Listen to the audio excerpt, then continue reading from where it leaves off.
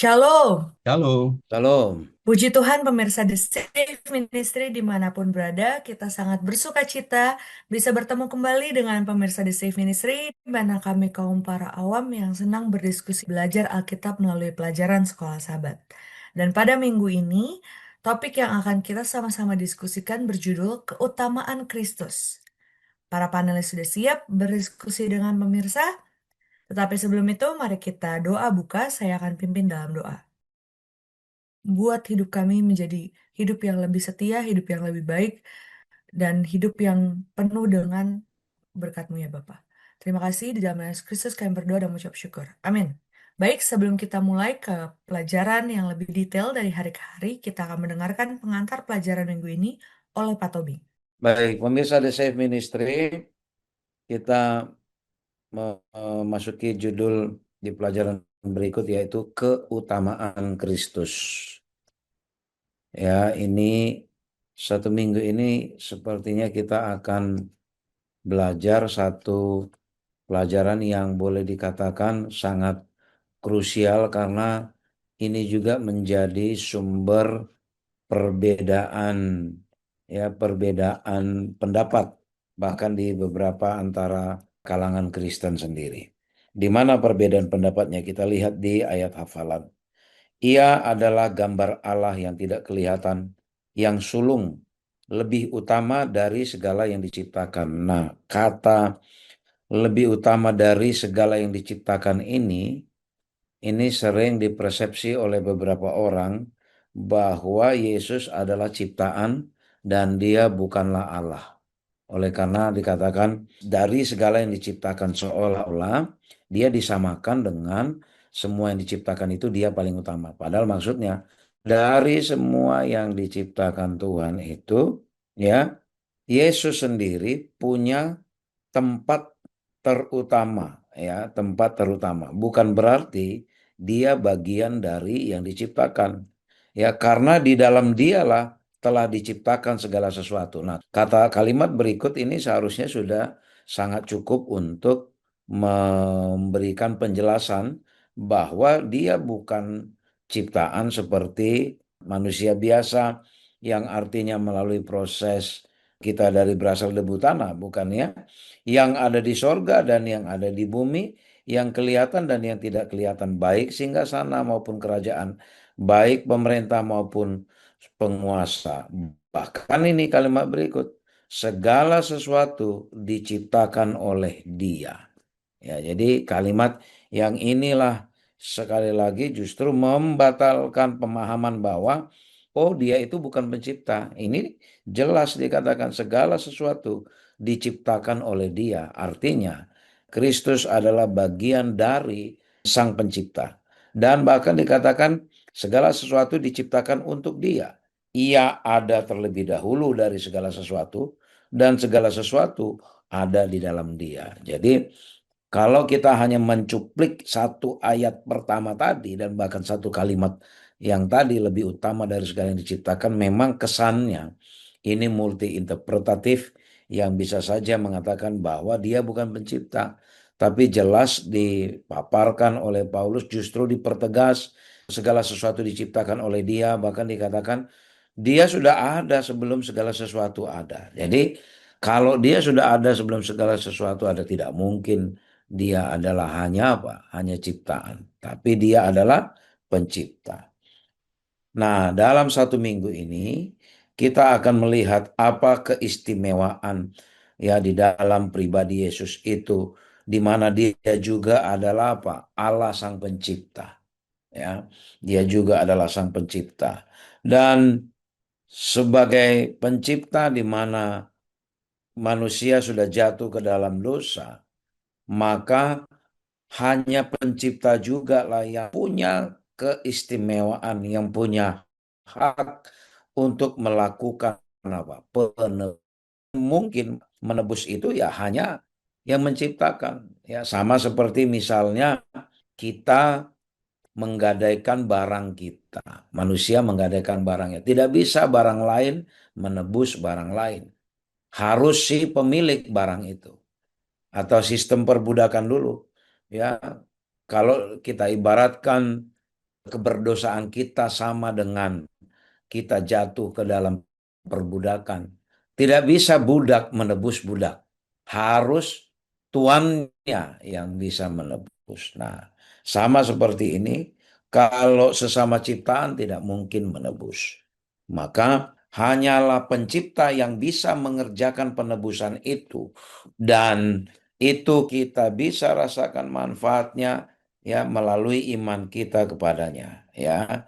Jadi melalui penebusan itulah Allah memindahkan kita dari dunia kegelapan kepada dunia yang terang ke dalam kerajaan Allah, kerajaan anaknya yang terkasih. Karena memang dialah yang menebus kita. Dalam satu minggu ini kita nanti akan melihat ya bagaimana proteu dalam bahasa Yunani ya tempat pertama atau tempat paling utama ya yang menggambarkan posisinya Yesus. Ya bahkan nanti akan melihat beberapa gelar-gelar Yesus yang disajikan di dalam kitab Kolose dan bagaimana juga peran Yesus di dalam apa? Di dalam melakukan perdamaian antara Allah dan manusia oleh karena kita sudah jatuh dalam dosa. Dan lagi kita melihat bagaimana kebangkitan Yesus itulah ya kebangkitan Yesus itu yang menunjukkan ya bahwa dia adalah Allah yang berkuasa yang mampu menebus manusia dari dosa. Inilah beberapa pengantar yang akan menjadi gambaran bagi kita di dalam pelajaran kita satu minggu ini. Demikian, Saudari Beatrice dan pemirsa di Save Ministry. Baik, Pak Tobing. Pemirsa di Safe Ministry sebagai topik pertama kita, kita akan sama-sama mempelajari mengenai gambar Allah yang tidak kelihatan. Mengapa kita harus mengetahui tentang Allah dan juga tentang Kristus? Apa hubungan antara Allah dan Kristus dan gambar Allah di dalam Yesus Kristus? Baik, satu pertanyaan yang bagus, apa hubungan Allah dengan Yesus Kristus ya dalam konteks gambar.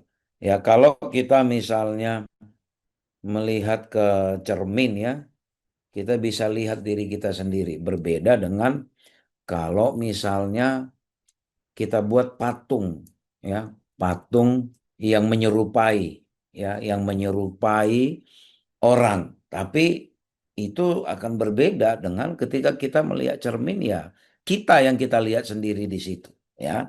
Memang benar-benar kita bisa melihat ada gambaran kita di situ. Nah, ada banyak ayat di dalam Alkitab yang menjelaskan bahwa di mana mereka mengatakan marilah kita menjadikan manusia yang menyerupai gambar kita. Ya, jadi pada dasarnya awal mula kita itu ya manusia itu diciptakan menyerupai Allah sejauh mungkin ya. Dari segi apa? Baik dari segi fisik, dari segi rohani, dari segi hubungan dan dari segi fungsi. Tapi ya itu hanya cermin ya, hanya cermin.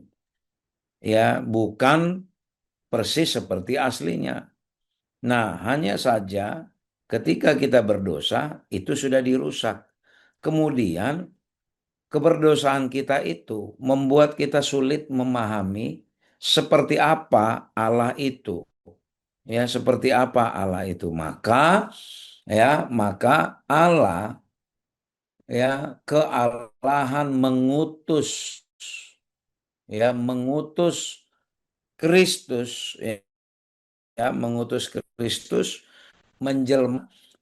Inilah gambaran ya Allah ya inilah gambaran Allah melalui kehidupan Yesus. Misalnya kalau kita baca di 1 Korintus 15 ayat 49 berbunyi seperti ini. Sama seperti kita telah memakai rupa dari yang alamiah, demikian pula kita akan memakai rupa dari yang sorgawi. Ya, lalu kita baca lagi di misalnya di Yohanes 14 ya, Yohanes 14 ayat 9. Yohanes 14 ayat 9 berbunyi demikian ya. Yohanes 14 kita lihat bagaimana gambaran Yesus. Ya, dikatakan kata Yesus kepadanya, telah sekian lama aku bersama-sama kamu Filipus, namun engkau tidak mengenal aku. Barang siapa telah melihat aku, ia telah melihat Bapa. Bagaimana engkau berkata, tunjukkanlah Bapa itu kepada kami. Jadi, gambar Allah yang tidak terlihat itu bisa kita lihat melalui apa?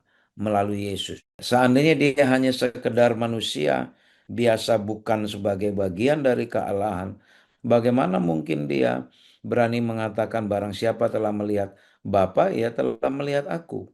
Ya, bahkan dikatakan lagi di Yohanes 10 ayat 30, aku dan Bapa adalah satu. Ya, aku dan Bapa adalah satu. Jadi kalau ada yang meragukan Yesus bukan pencipta, apa tanggapannya terhadap Yohanes 10 ayat 30 ini? Ya, apakah hanya mengatakan, oh iya itu hanya Allah yang jelma jadi manusia, lalu setelah Yesus bangkit, ya sudah. Apakah akan mengatakan seperti itu saja? Tentu tidak, tidak mungkin. Bahkan dikatakan Yohanes 14 ayat 6, tidak ada seorang pun yang datang kepada Bapa kalau tidak melalui aku. Kalau tidak selevel Allah, tidak mungkin, ya tidak mungkin dia berani mengklaim, ya mengklaim dirinya seperti itu. Ada banyak gelar-gelar lain. Aku adalah aku, akulah roti hidup, akulah terang dunia, akulah gembala yang baik, akulah kebangkitan dan hidup. Ya, kalau hanya sekedar manusia, ya kebangkitan dan hidupnya itu tidak berpengaruh kepada manusia yang lain. Tapi karena dia adalah Allah, maka kebangkitannya itu membawa dampak kepada ciptaan yang lain yang berdosa itu. Seandainya kita tidak berdosa, Allah juga tidak perlu menjelma menjadi manusia, harus mengalami kematian. Kebangkitan itulah jalan satu-satunya untuk menebus kita. Ya, karena tidak ada jalan lain. Ya, ketika kita sudah jatuh ke dalam dosa, tidak ada jalan lain karena sudah dikatakan apa kepada nenek moyang kita, dikatakan kalau kamu makan buah dari pohon yang di tengah-tengah ini, dikatakan engkau akan mati. Tidak ada kecuali kematian. Makanya Yesus harus mati. Tanpa kematian Yesus dia tidak bisa menebus. Ya karena apalah kematian yang dialami manusia itu kalau tanpa kematian Yesus. Nah, ayat Matius 11 ayat 27 lebih jelas lagi dikatakan, semua telah diserahkan kepadaku oleh Bapakku, dan tidak seorang pun mengenal anak selain Bapa, dan tidak seorang pun mengenal Bapa selain anak, dan orang yang anak itu berkenan menyatakannya. Jadi tidak ada yang tidak diserahkan Bapa kepada dia. Ya, semua sudah diserahkan. Itulah menunjukkan kesetaraan Yesus ya dengan Allah Bapa. Maka pelajaran hari ini dan didukung oleh beberapa ayat ya yang disampaikan di dalam pelajaran hari ini jelas menyatakan atau jelas menjadi referensi acuan bagi kita yang tidak perlu lagi ada keraguan bagi kita apakah Yesus itu memang bagian dari Allah ya. Tidak perlu lagi ada keraguan itu. Yesus yang menjelma jadi manusia itu adalah gambaran Allah yang tidak kelihatan. Yesus adalah Allah itu sendiri karena kekuasaan dari Bapa itu sudah diserahkan kepada dia, yaitu apa? Untuk menebus manusia dari dosa dan hanya pencipta yang bisa menebus ya dosa dari ciptaannya. Demikian pemirsa The Safe Ministry. Baik, Pak Tobing. Selanjutnya, satu topik yang sangat menarik yaitu mengenai yang sulung dari segala yang diciptaan. Ini kata istilah anak sulung sering beberapa kali muncul di Alkitab. Dan Yesus diucapkan sebagai juga anak sulung. Pak Fajar, apa arti dari anak sulung ini dan mengapa ini suatu istilah yang sangat penting untuk kita pahami? Ya, Beatrice dan pemirsa The Safe Ministry ya. Apa sih yang dimaksud dengan yang sulung ini? Apakah semua anak yang lahir pertama kali disebut sebagai anak sulung? Nah, ini menjadi satu pertanyaan ya yang perlu kita cermati dan ketika kita mempelajari khususnya para pelajar Alkitab, kita harus berhati-hati ya dalam memahami konteks dari apa yang disampaikan oleh Rasul Paulus itu sendiri. Nah, kita belajar dari Kolose 1 ayat yang ke ia adalah gambar Allah yang tidak kelihatan, yang sulung, lebih utama dari segala sesuatu yang diciptakan. Tadi cukup jelas ya, panelis Saudara Elvi menyatakan bahwa seakan-akan ada perbedaan pandangan ya, seakan-akan ya, seolah-olah juga bahwa Yesus itu adalah paling utama yang diciptakan. Kalau paling utama yang diciptakan, kita jadi berpikir bahwa wah berarti Yesus itu adalah ciptaan. Tapi bukan itu yang dimaksud oleh Rasul Paulus ya. Nah, kita apa istilah anak sulung ini merujuk kepada Yesus dan konteks yang dinyatakan oleh Rasul Paulus itu berkaitan, berhubungan antara anak dengan orang tua ya, ayahnya ya, ayahnya. Banyak di dalam beberapa kutipan-kutipan ya, seperti Yakub dan Yusuf ya. Ada beberapa contoh yaitu di mana anak-anak yang lebih muda justru itu menjadi lebih menonjol daripada yang lain ya. Tadi seperti Yakub dan Yusuf ya, apalagi Ishak sebagai anak tunggal dan dikatakan bahwa itu sebagai sulung. Begitu juga dengan Daud. Daud ini adalah anak yang ke-8, Beatrice. Tapi meskipun begitu, di dalam Keluaran 4 ayat 22, dia juga berfirman kepada Musa, Israel ialah anakku dan anakku yang sulung ya. Dan di dalam Mazmur, adapun juga akan mengangkat dia menjadi anak sulung, menjadi maha tinggi di antara raja bumi. Mazmur 89 ayat yang ke-27. Jadi Raja Daud ini meskipun secara lahir ya, dia adalah anak yang ke-8, tapi disebut oleh Tuhan Allah itu sebagai anak sulung, menjadi yang maha tinggi di antara raja-raja. Jadi kita bisa tidak langsung segera menyimpulkan bahwa semua anak yang lahir pertama kali itu adalah anak sulung. Tetapi ada satu penyebutan ya, penyebutan anak sulung ini itu berkaitan dengan makna dan kedudukan yang paling tinggi ya. Makna dan kedudukan paling tinggi. Jadi ini sebetulnya mematahkan bagi kaum yang menyatakan bahwa Yesus itu adalah ciptaan. Oleh Rasul Paulus itu menyatakan bahwa Yesus itu memang memang anak sulung ya. Dari sisi bahwa dari makna maupun kedudukan yang paling tinggi, yang paling utama gitu ya, paling utama. Nah, berikutnya bahwa Paulus tidak bermaksud untuk menyatakan bahwa Yesus itu adalah makhluk yang pertama yang diciptakan. Sebaliknya, dia dengan tegas menolak kemungkinan itu.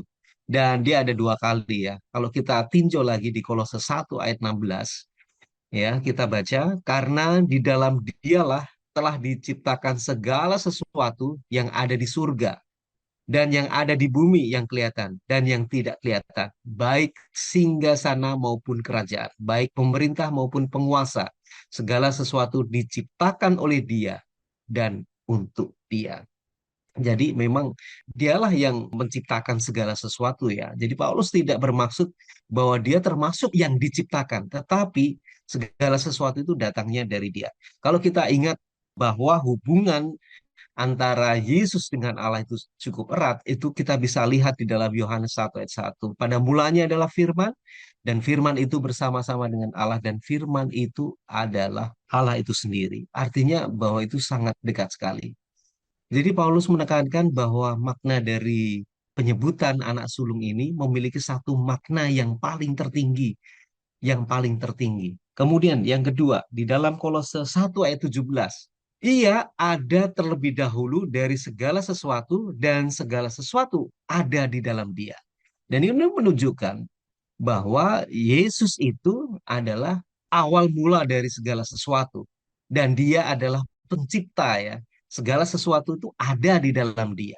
Jadi inilah yang paling utama yang ditekankan oleh Rasul Paulus sendiri bahwa Yesus itu bukan ciptaannya, tetapi dia adalah segala sesuatu yang paling utama ya. Penyebut dia adalah segala sesuatu yang paling utama, yang paling kita bisa pahami dan sekaligus dia adalah seorang penebus. Demikian Beatrice dan pemirsa The Safe Ministry.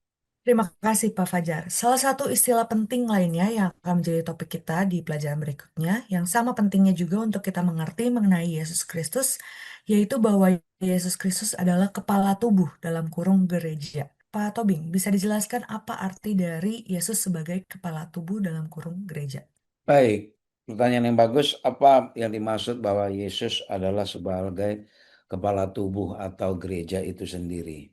Ya, jadi Coba kita perhatikan beberapa ayat referensi bagi kita ya, supaya kita bisa mengerti apa maksudnya dari pertanyaan ini. Kita coba buka pertama Efesus 1 ayat 22 ya. Efesus 1 ayat 22 mengatakan seperti ini, dan segala sesuatu telah diletakkannya di bawah kaki Kristus, dan dia telah diberikannya kepada jemaat sebagai kepala dari segala yang ada. Oke, di dalam Efesus 1 ayat 22 ini dia dikatakan bahwa Yesus itu diberikan Allah sebagai apa? Kepala dari jemaat, ya, kepala dari jemaat. Lalu kita coba lihat lagi Efesus 5 ayat 23. Efesus 5 ayat 23 berbunyi, karena suami adalah kepala istri, sama seperti Kristus adalah kepala jemaat. Dialah yang menyelamatkan tubuh.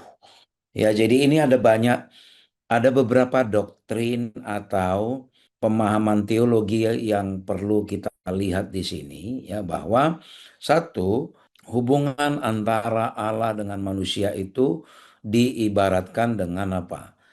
Dengan jemaat, ya, dengan jemaat. Dan kalau kita baca lagi nanti di 1 Korintus 12 ayat 12 sampai 7 itu, jemaat atau gereja itu sebagai tubuh, ya, sebagai tubuh.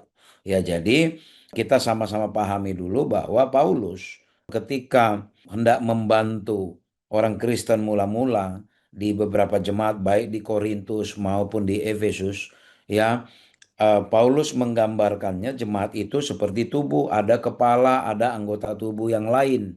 Ya, kalau di Efesus digambarkan bahwa kepala jemaat itu artinya pemimpin, ya, pemimpin. Bahkan kalau kita lihat di Efesus 5 ayat 23 itu diibaratkan sebagai hubungan suami istri, ya, hubungan suami istri. Kalau kita perhatikan, ya, pertama sekali, ya, bahwa Yesus adalah pemimpin dari jemaat, ya, pemimpin dari jemaat, pemimpin dari gereja, ya, kepala dari gereja itu, ya, kepala dari gereja. Lalu gereja itu sendiri diibaratkan tubuh, ya, diibaratkan tubuh. Semua bagian itu saling mendukung dan semua penting, ya, semua penting. Namun, ya, semua berpusat di kepala, di otak, ya, berpusat di otak. Artinya, otaklah yang menentukan, ya, di kepala inilah yang menentukan hendak berpikir apa dan melakukan apa.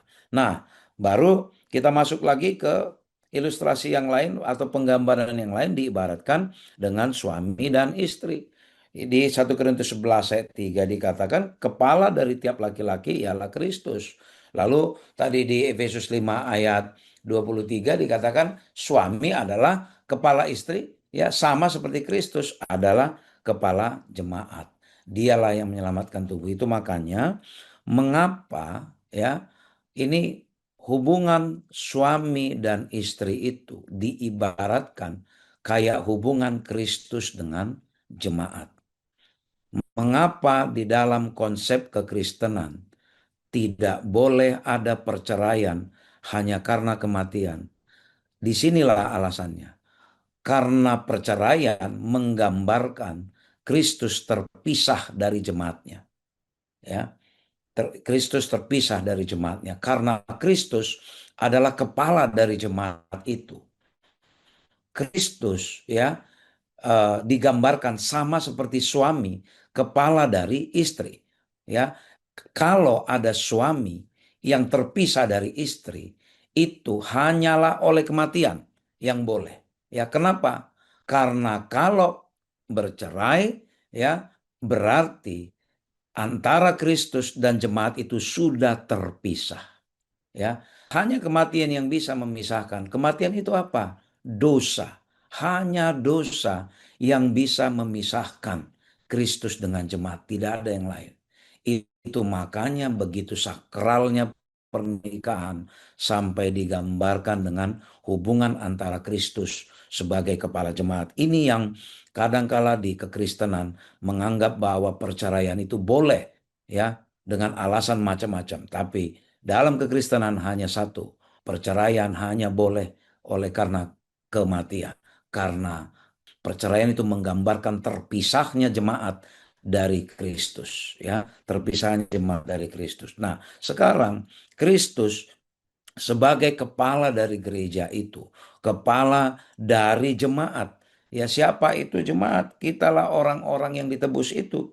Ya, kitalah orang-orang yang ditebus, orang-orang yang berdosa yang digambarkan bahwa untuk kitalah, ya, untuk kitalah sang kepala ini apa? Mati dan menebus kita. Jadi kalau kita perhatikan apa arti kepala di sini, ya, mulai dari zaman Musa, lalu ke Yesaya, Hosea, Mika, dan bahkan ke Perjanjian Baru, itu menunjukkan kepala adalah apa? Pemimpin. Oleh karena itu, kita memperhatikan bahwa gelar atau fungsi atau peranan Yesus, ya, peranan Yesus yang lain, peranan Kristus yang lain adalah apa? Kristus yang mengepalai jemaat. Oleh karena itu kita sebagai anggota jemaat, kita sebagai anggota dari tubuh itu, kita tidak boleh terpisah dari kepala itu. Kita sebagai anggota dari suatu jemaat, kita tidak boleh memisahkan diri dari pemimpin jemaat itu, yaitu siapa? Yaitu Yesus. Maka apapun yang kita lakukan tentu harus sepengetahuan si kepala gereja, si pemimpin jemaat itu, atau apapun yang dilakukan oleh tubuh kita tentu seharusnya atas kontrol dan kendali atau atas koordinasi dengan kepala, yaitu org itu sendiri. Inilah yang menggambarkan bagaimana krusialnya peran Kristus terhadap apa? Terhadap keselamatan jemaat. Ya, bagaimana sakralnya hubungan Kristus dengan jemaat digambarkan dengan sakralnya hubungan suami istri. Karena kalau terjadi perceraian, artinya jemaat itu sudah memisahkan diri dari sang kepala. Yang dimaksud di dalam pelajaran hari ini pemirsa The Save Ministry dan Saudari Beatrice. Baik, Pak Tobing. Selanjutnya kita akan mempelajari Kristus yang menjadi awal dan pemrakarsa. Yesus adalah sumber dan pemrakarsa gereja. Pak Fajar, apa arti dari pemrakarsa dan mengapa penting buat kita mengetahui bahwa Yesus itu adalah yang menjadi awal? Iya, Beatrice dan pemirsa The Safe Ministry ya. Pembahasan kita semakin menarik ya. Apa yang dimaksud dengan Yesus itu sebagai pemrakarsa atau yang awal ya, yang menggadang-gadang lah. Nah, ada ungkapan juga yang perlu kita cermati, khususnya dalam bahasa Ibrani ya. Kata untuk kepala ya, kepala atau rose, dan pada mulanya atau rezil memiliki sebuah keterkaitan ya. Dan pertama kali yang muncul istilah resil dalam kitab suci itu dalam Kejadian 1 ayat 1. Pada mulanya Allah menciptakan ya langit dan bumi. Pada mulanya berarti itu sebagai resil. Allah menciptakan langit dan bumi. Nah, Yesus adalah kepala umat manusia dan gereja ya, tadi disampaikan Saudara Elvin. Bukan hanya karena inkarnasi, tetapi juga karena dia adalah sang pencipta, Beatrice. Jadi, dalam bahasa Yunani ini, kata untuk awal atau arche memiliki makna yang sangat luas. Dalam konteks ini yang menjadi awal merujuk kepada Yesus sebagai sumber atau pemrakarsa gereja. Nah, kita bisa baca ya di dalam Kolose 1 ayat yang ke-18 tadi ya. Ialah kepala tubuh, yaitu jemaat. Ialah yang sulung, yang pertama bangkit dari antara orang mati, sehingga dia yang lebih utama dari segala sesuatu. Dialah yang paling utama ya dari segala sesuatu. Jadi Yesus bukan hanya sebagai permarakasa ya dalam hal penciptaan maupun sebagai kepala dari jemaat itu sendiri atau melalui kebangkitannya dari sebuah kematian. Dialah awal dari kebangkitannya dari kematian. Dia pemrakarsa, ciptaan yang baru ya. Kalau kalau kita di situ kan kita melepaskan kehidupan yang lama dan kita diperbarui menjadi satu yang baru ketika kita menerima Yesus. Nah, Yesus ini sebagai pemrakarsa. Oleh karena upah dosa adalah maut, kemenangannya atas kematian juga menunjuk kemenangannya atas dosa, serta kuasanya untuk menciptakan kembali seluruh umat manusia menurut gambar dan rupa daripada Dia. Jadi semua itu memperjelas mengapa Dia atau Yesus itu sebagai yang pertama ya bangkit dari antara orang mati. Untuk makna yang sulung kita bisa melihat ya seperti yang saya sampaikan di pelajaran yang ketiga ya pada hari Senin ya. Kebangkitannya adalah yang paling utama meskipun bukan pertama. Yang pertama yang bangkit kalau kita ketahui ya itu Musa. Musa dibangkitkan oleh Tuhan ya. Dan setan mencoba untuk mencari jasad daripada Musa, tapi tidak ditemukan karena dia sudah dibangkitkan ya. Jadi bukan bukan yang paling utama ya, tapi seperti halnya Musa ya. Musa adalah orang yang pertama kali yang dibangkitkan. Nah, tanpa kebangkitan Kristus, maka tidak seorang pun dapat dibangkitkan dari kematiannya. Kalau kita pelajari ada beberapa hal yang kita patut mengenal ya mengenai keunggulan daripada Yesus ini. Mengapa Yesus itu menjadi hal yang pertama yang pemrakarsa ya, pemrakarsa. Yang pertama adalah tentunya dia adalah wujud sempurna dari Allah yang tidak kelihatan. Dialah adalah wujud dari Allah yang tidak kelihatan. Kemudian yang kedua, dia adalah perantara melalui siapa segala sesuatu itu diciptakan. Yang ketiga, dia ada sebelum segala sesuatu dan segala sesuatu dipersatukan di dalam Dia. Yang keempat, Dia adalah kepala gereja yang adalah tubuhnya Dia sendiri. Kemudian lima, Dia adalah pemrakarsa, penciptaan dan penciptaan kembali. Pemrakarsa penciptaan. Artinya ini menunjuk kepada penciptaan seluruh dunia dan alam semesta dan penciptaan kembali setelah Dia mengalami kematian. Menjadi manusia yang baru ya bagi seluruh umat manusia kepada Dia. Dia telah mengalahkan dosa dan maut sehingga berhak membangkitkan semua orang yang percaya kepadanya sebagai juru selamat. Dan yang terakhir adalah Yesus ini selalu ada sejak kekekalan. Tetapi sekarang oleh karena semuanya itu dia memiliki kedudukan yang tinggi sebagai kepala gereja dan sebagai kepala umat manusia. Kalau kita bisa pelajari bahwa Yesus ini adalah pemrakarsa, segala sesuatu diciptakan oleh Dia, Dialah yang menciptakan segala sesuatu, Dia yang menciptakan ciptaan yang baru setelah Dia kematiannya. Jadi kita tidak heran ya, kita patut untuk menaruh percaya kepada Yesus ini sebagai juru selamat bagi umat manusia. Demikian Beatrice dan pemirsa The Safe Ministry. Baik, Pak Fajar. Selanjutnya, kita akan mendiskusikan yaitu mengenai memperdamaikan segala sesuatu. Mengapa di sini dinyatakan bahwa Yesus bisa memperdamaikan segala sesuatu dan ada istilah di sini juga yang akan kita pelajari mengenai kepenuhan. Apa maksud dari arti kepenuhan yang dinyatakan oleh Yesus? Silakan Pak Fajar. Ya, Beatrice dan pemirsa The Safe Ministry ya. Kalau yang pertama kali itu adalah Yesus, dia yang menciptakan segala sesuatu.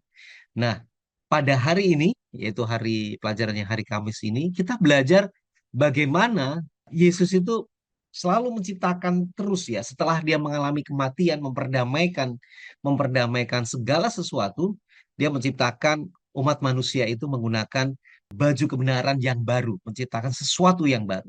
Nah, kepenuhannya untuk berdiam di dalam Yesus, itulah yang berkenan di hadapan Bapa yang ada di surga. Paulus memang menggunakan ungkapan yang menarik ya, tentunya dalam bahasa Yunani untuk mengakhiri gambarannya tentang Yesus Kristus itu. Secara tidak langsung mengacu kepada Bapa kembali yang disebutkan dalam Kolose 1 ayat yang ke-12 ya. Kepenuhannya untuk berdiam dalam Yesus itulah yang berkenan kepada Bapa.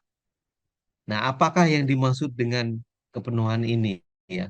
Yohanes menyebutkan sebagai kemuliaan Bapa, penuh kasih, karunia dan kebenaran ya. Kalau kita ingat dalam Yohanes 1 ayat 14 ya, Yesus ini firman itu telah menjadi manusia dan kita melihat akan kemuliaan dia. Kalau kita membaca dalam Yohanes 1 ayat yang ke-14. Nah, namun berdasarkan ayat ini, kepenuhan tersebut mencakup banyak hal mencakup kekekalan dan keberadaan diri Allah serta kuasanya untuk mencipta kembali dan menciptakannya.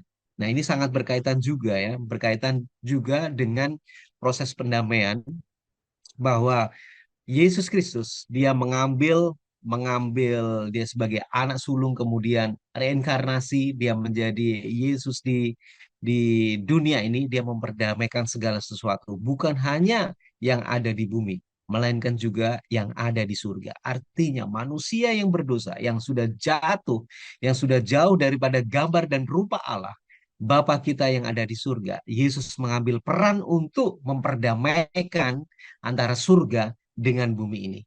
Oleh karena itu, dengan kasih yang dimiliki oleh Bapa kita yang ada di surga, dia mempersembahkan anaknya yang tunggal, yaitu Yesus Kristus, agar menjelma menjadi manusia, dia dapat mengambil peran ini, yang itu di atas kayu salib. Nah, langkah yang dilakukan oleh Yesus ini benar-benar cukup mengherankan. Mengherankan bagi siapa? Makhluk yang ada di bumi maupun makhluk yang ada di surga, seluruh di alam semesta. Siapa itu? Malaikat-malaikat. Bayangkan ya, malaikat-malaikat itu berpikir bagaimana mungkin Tuhan yang dia sembah itu menjelma menjadi manusia dan rela mati di atas kayu salib, yaitu dengan mencurahkan darahnya hanya untuk memperdamaikan segala sesuatu, memperdamaikan manusia dengan Bapa yang ada di surga.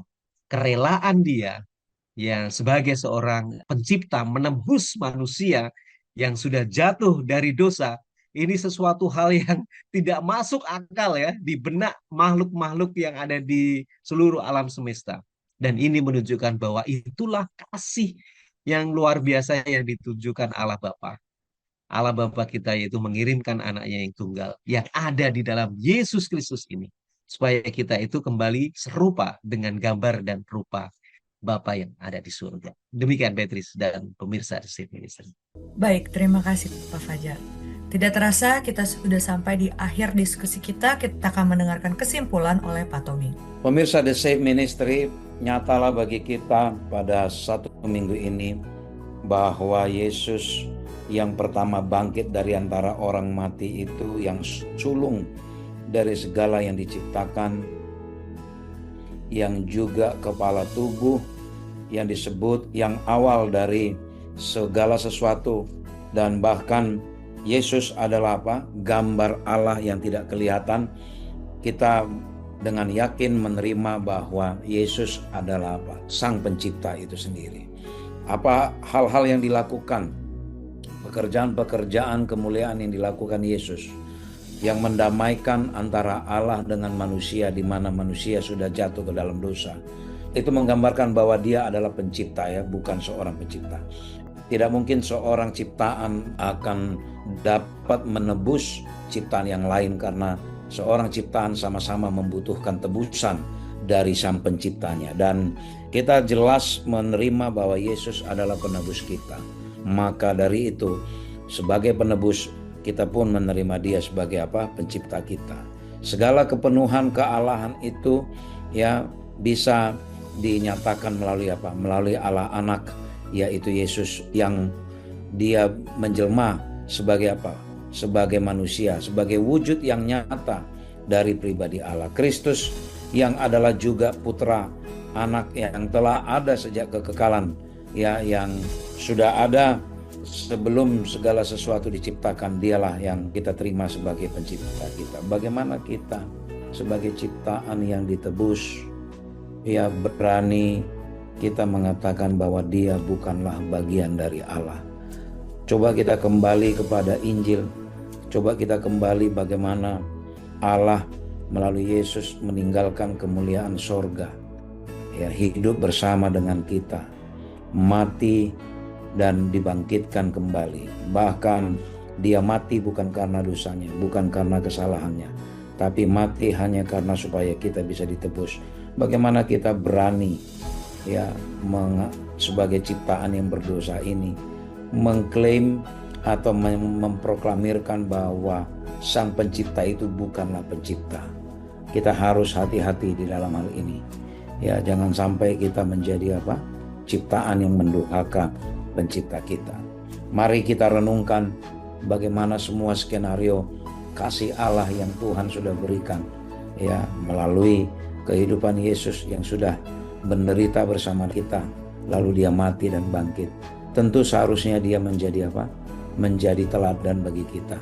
Tugas kita adalah bagaimana kita mau dibentuk oleh Allah agar kita bisa mengembalikan, ya, gambar dan rupa Allah yang sudah rusak oleh dosa itu melalui pertolongan Roh Kudus, agar kita bisa dibentuk untuk mengembalikan gambar dan rupa Allah yang sudah rusak oleh dosa. Biarlah kita pemirsa The Safe Ministry semakin diyakinkan bahwa tanpa Kristus, ya, tanpa Kristus kita semuanya tidak punya masa depan, tidak punya pengharapan akan tinggal bersama dengan Dia di surga. Puji Tuhan, oleh karena Kristus, ya, sebagai gambar Allah yang tidak kelihatan itu mau rela hidup bersama dengan manusia, menderita, mati, dan dibangkitkan kembali. Biarlah ini menjadi perenungan bagi kita dan meyakinkan kita bahwa Kristus adalah bagian dari kealahan itu. Kiranya Tuhan memberkati kita. Terima kasih kepada para panelis dan terima kasih pemirsa The Safe Ministry dimanapun berada. Kita berharap pemirsa The Safe Ministry mendapatkan inspirasi baru atas Yesus yang menjadi Kristus dan anak Allah yang kita sembah dan kita puji. Kita akan tutup diskusi kita dalam doa. Kita minta Pak Fajar untuk pimpin kita dalam doa. Baik, kita satu dalam doa. Kembali kami datang menghadap kehadirat-Mu Tuhan. Terima kasih atas pengenalan akan pelajaran yang kami boleh pahami bahwa Engkau adalah Allah yang sesungguhnya dari awal dari segala sesuatu. Pada awal mulanya, biarlah kami dapat boleh melihat bagaimana cipta yang sudah merelakan dirinya untuk mati bagi kami semuanya, untuk menebus manusia dari dosa. Biarlah kami dapat boleh mengimani hal ini dan hati kehidupan kami agar kami tetap tertuju kepada Engkau saja. Kami rindu Tuhan akan menyangguhkan kami semuanya, khususnya kepada seluruh pemirsa dimanapun berada. Biarlah kehidupan kami akan selaras dengan kehendak-Mu Tuhan, dan kami memiliki iman hanya satu-satunya kepada Yesus yang kami percaya sebagai Dia adalah kepenuhan daripada Allah itu sendiri. Kami rindu Tuhan akan membantu dan menolong kami, dan biarlah sukacita pekabaran ini dapat boleh kami sampaikan sebagai juru selamat bagi umat manusia, dan kami siap untuk menerima akan kedatangan yang tidak lama lagi. Doa yang tidak lain sempurna ini kami serahkan semuanya di dalam tangan-Mu Yesus Kristus, penebus dan juru selamat kami berdoa ucap syukur. Amin. Amin. Puji Tuhan atas satu pelajaran yang baru kita pelajari. Dan kami juga mengingatkan kepada pemirsa The Safe Ministry, jangan lupa untuk suka dengan video ini. Tinggalkan pesan kolom komentar. Dan Tuhan Yesus memberkati kita semua. Shalom. Shalom. Shalom. Tuhan Tuhan memberkati. memberkati.